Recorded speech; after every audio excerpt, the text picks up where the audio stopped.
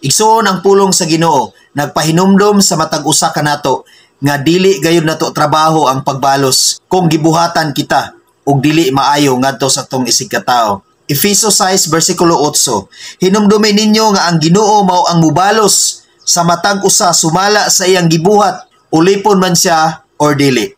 Igsoon hinumdumi sa kanunay nga ang mubalos sa tanan nga nahitabo dinhi sa kalibutan mao lang gayud ang Ginoo. Maong ayaw kagool igsoon kung nagbuhat ka og maayo ngadto sa imong isig ka tawo, ang Dios mobalos niya na. Kung magbuhat ka og dili maayo ngadto sa imong isig ka tawo, aduna usay balos nga ihatag ang Ginoo nimo niana. Maong igsoon pagbantay gayud sa imong pagkinabuhi dinhi sa kalibutan.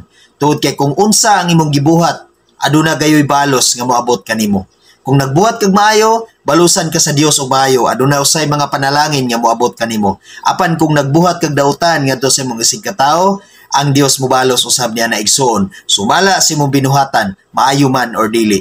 Maong pagbantay gayud sa kanunay igsoon sa imong pagkinabuhi dinhi sa kalibutan. Tungod kay mas grabe ang punishment sa Ginoo igsoon kung siya ang mobalos kanimo. Maong sa tanan nga nag-alagad ug nagsimba nga matinud-anon ngadto sa Dios, salig nga matinud-anon sa Ginoo igsoon, tungod kay ang Dios nagtan-aw sa matag usa kanato.